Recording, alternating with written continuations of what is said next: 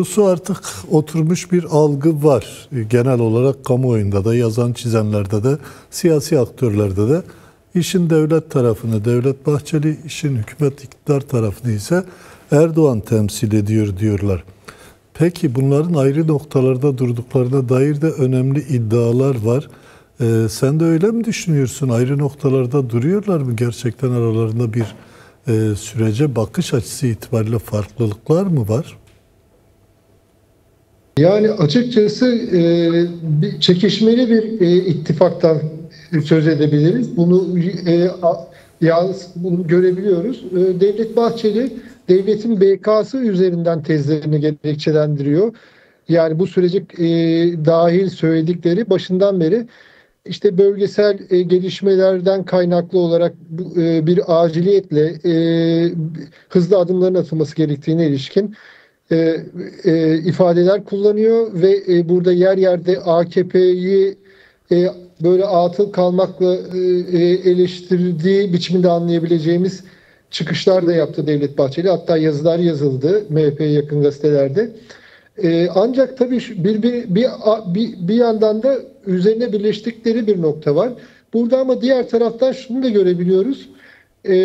Bu aslında komisyon görüşmelerine de yansıdı. Komisyonun ikinci günde güvenlik bürokrasisi dinlendiği zaman MİT Başkanı, Savunma Bakanı ve yanında İçişleri Bakanı yani burada tabii bir saklı kalması gerektiğine dair ifadeler kullanılan veriler sunuldu ama ben onun dışında bir noktaya dikkat çekmek açısından devlet bürokrasinin şunu şöyle başlangıcında en azından şöyle bir sıralama yaptığını biliyoruz. Sürecin Cumhurbaşkanı Erdoğan'ın iç cepheyi güçlendirme ihtiyacına dair yaptığı vurgularla tarihlendirme olarak buradan başladığını öne sürüyorlar ve ardından Devlet Bahçeli'nin el sıkmasının geldiğini ikinci başlık olarak söylüyorlar. Dolayısıyla bu bize neyi söylüyor aslında baktığımızda? Bir yandan da Devlet Bahçeli kamuoyu önünde bu süreci harekete geçiren Cumhur İttifakı içindeki aktör olarak öne çıkmıştı. Aslında bu bir çekişmenin de ifadesi. Sürecin başına bakarsak daha öncesinde Sinan Ateş cinayetiyle bağlantılı olarak MHP Genel Merkezi'nin eleştiri oklarının üzerine çektiği bir zaman diliminin ardından gelmişti ve bu süreç ve Devlet Bahçeli'nin aldığı inisiyatifle MHP'yi çok kritik bir meselede Türkiye'nin asırlık hatta Cumhuriyet'in öncesine giden en ağır meselesi olarak tarif edebiliriz Kürt meselesini aldığı tutumla siyaseten başka bir yere oturmuştu Devlet Bahçeli ve bu tabii ki bir inisiyatif görüntüsü çekişmesi sorununa da yol açtı.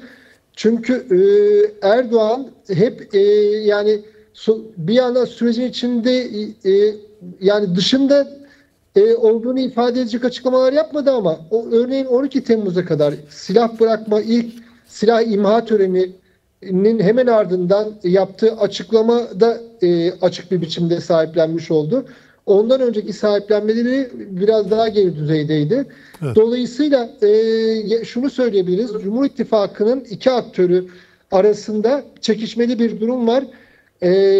Bu sürecin vardırılmak istendiği yere ilişkin yani olmayabilir ama gidişatına ilişkin şu açık yansıyor. Yani AKP'li Cumhurbaşkanı bir kere zayıfladığı bir dönemime denk geldi bu süreç. Yani AKP'nin ikinci parti durumuna düştüğü bir döneme denk geldi.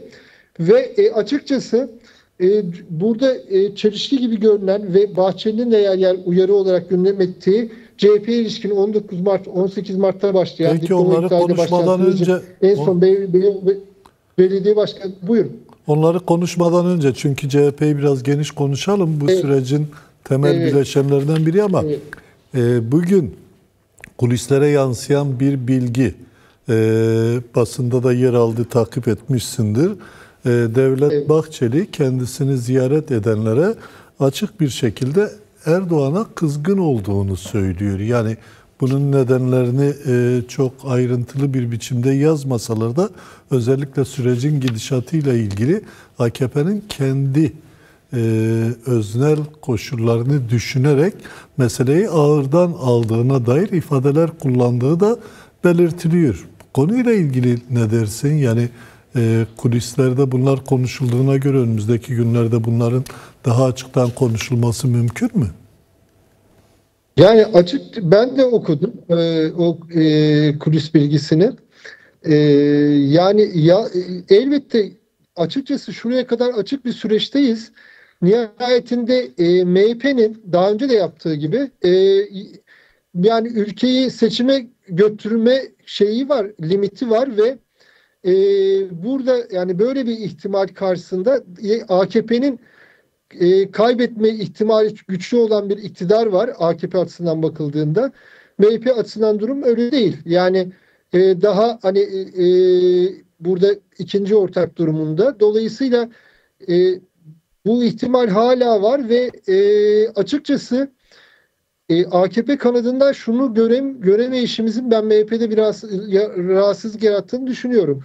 Şimdi çok önemli bir aslında Öcalan'ın yaptığı çağrı çatışma çözümlerinde hani genel olarak önceki deneyimlerde sonda yapılacak şeyi öne alarak aslında çok ileriden bir açılım olmuş oldu ve bu elbette devlet kanadından beklenti bakımından da bakıldığında daha aslında buna denk bir takım adımlara dair kamuoyunda beklenti oluşturdu ister istemez.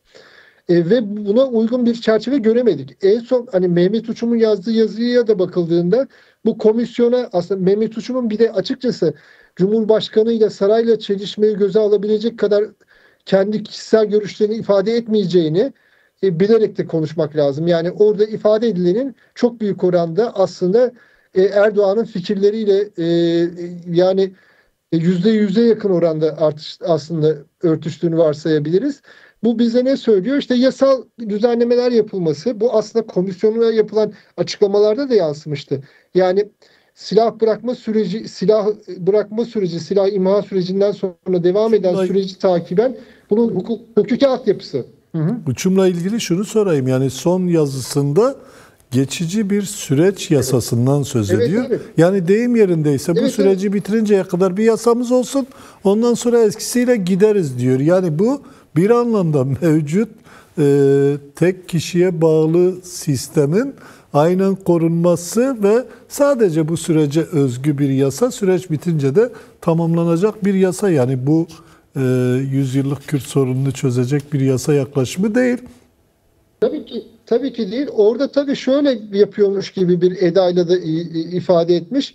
Yani bu aynı zamanda hatırlarsın kısa bir süre sonra Gülen cemaatiyle bağlantılı olarak belli isimler Gülen cemaatinin kendini fesihine dair bir tartışma açtı ve cemaat çevresinde de bir tartışma başladı ve bu da belli biçimde kamuoyuna yansıdı. Dolayısıyla Uçum aslında bunu Kürt meselesi özelinde bir şey olmalı ve emsal olarak kullanılmamalı.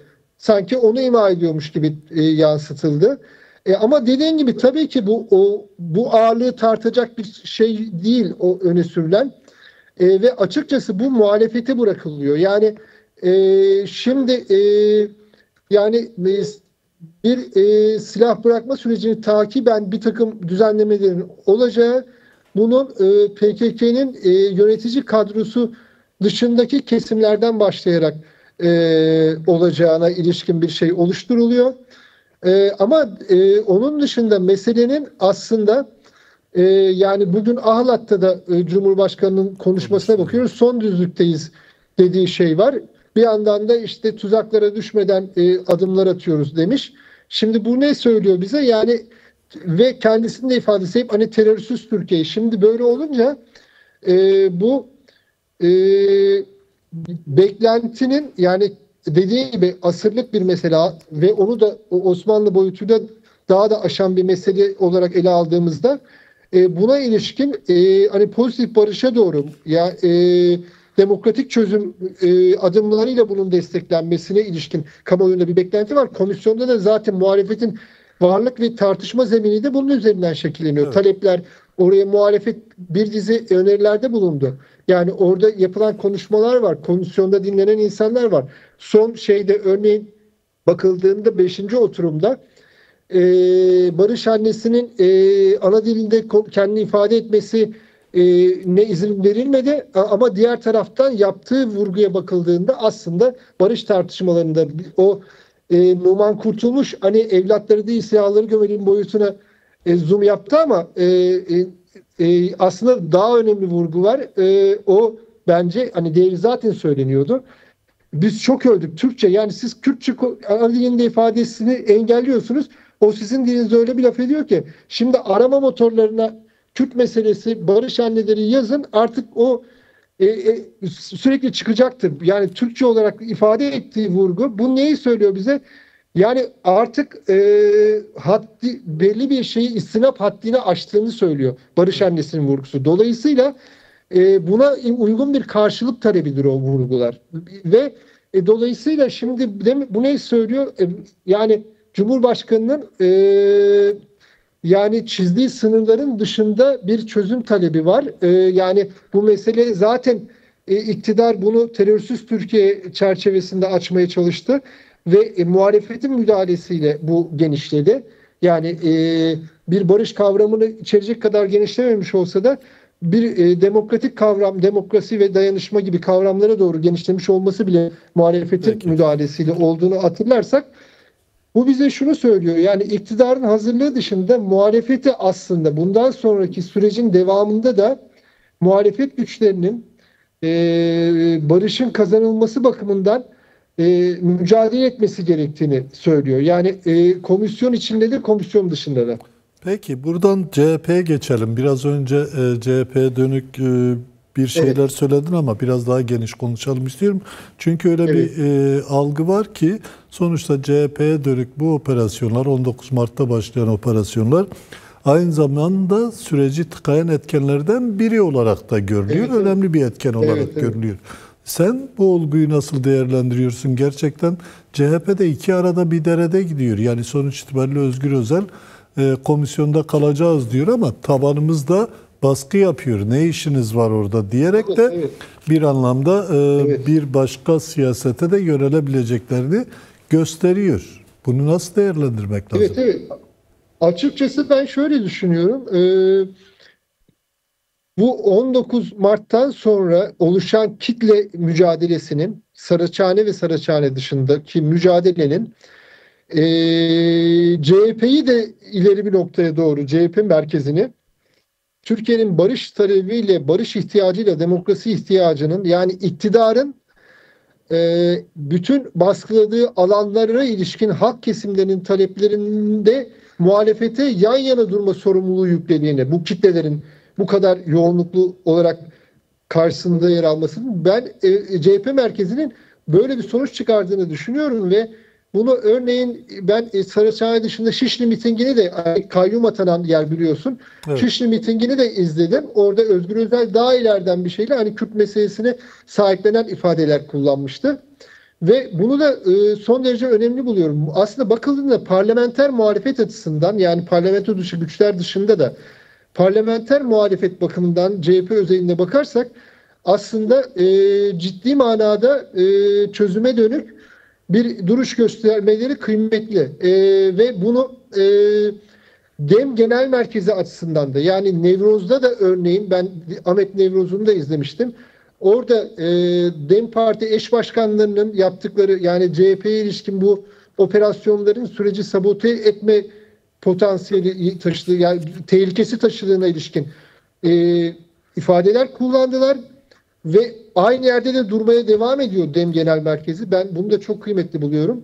Dolayısıyla açıkçası DEM'e ve CHP'ye ikisine de aksi yönde basınç uygulandığını da gözlüyorum. Yani öncelikler bakımından. Oysa yani aslında iki genel merkezin de bugüne kadar bunun iktidara hizmet edeceği. Yani çünkü iktidar hatırlarsak 12 Temmuz'da hani Cumhurbaşkanı'nın ifadesinde ya biz bu süreci CHP'siz götürür demeye getirdi. Ve bu çok tartışıldı.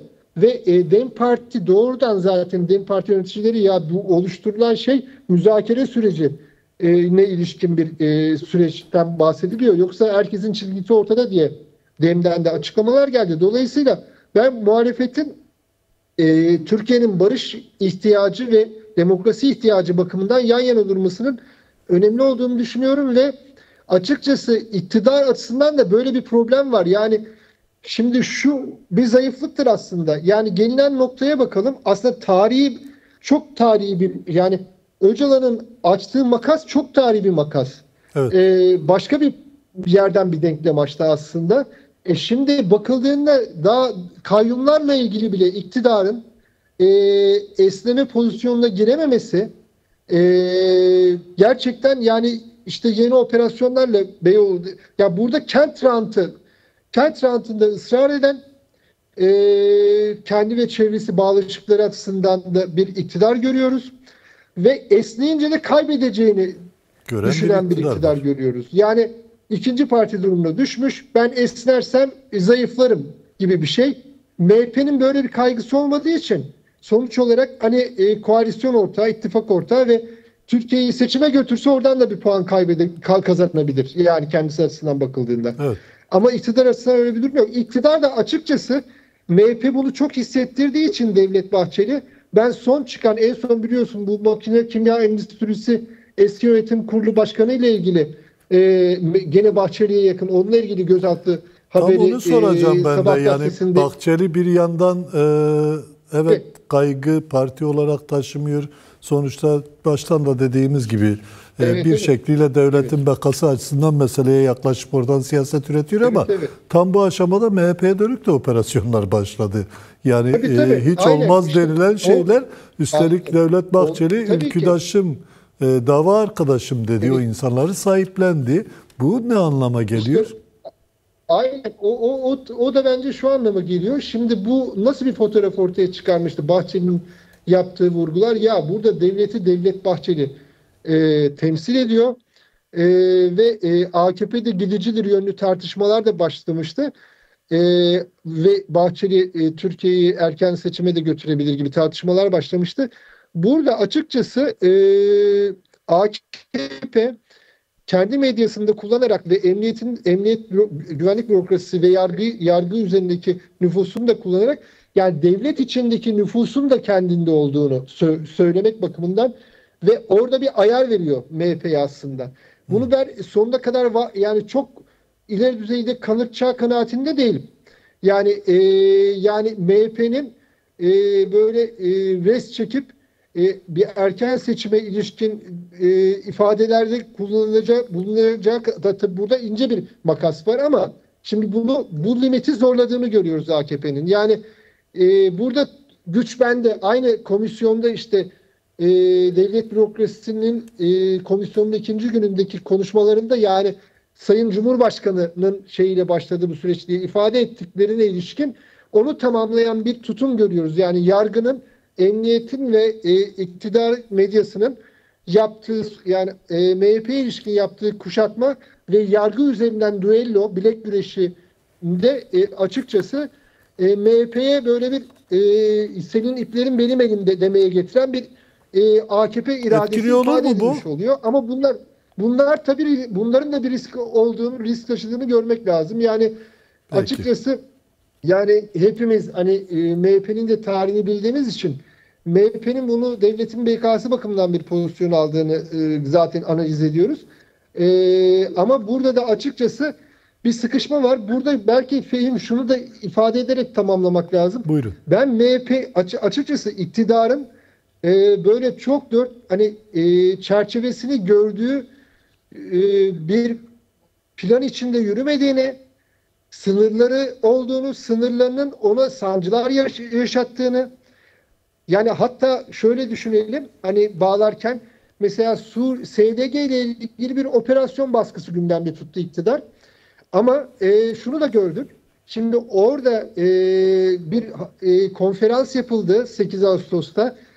Yani Suriye'nin bütün farklı bileşenlerini bir araya getiren bir konferansa SDG ev sahipliği yapmış oldu. Ondan sonra ne oldu? Başka bir şey artık ABD'nin sorumlusundan da Barak'tan da farklı bir işte ademi merkeziyetçi olmayan, merkezli olmayan ikisinin arasında bir şey tartışılabilir mi yönlü bir ifade gördük en son. Bu bize neyi söylüyor? Yani aslında yani bir muhalefet açısından bir mücadelenin elden bırakılmaması gereken bir süreç bu. Yani dolayısıyla orada da burada da yani her iki tarafta da sınırın her iki tarafı açısından birbirini etkilediği için söylüyorum. Yani muhalefetin politika yapması son derece kıymetli ve iktidarın da bir sınırı var yani onu gösteriyor diye düşünüyorum. İktidar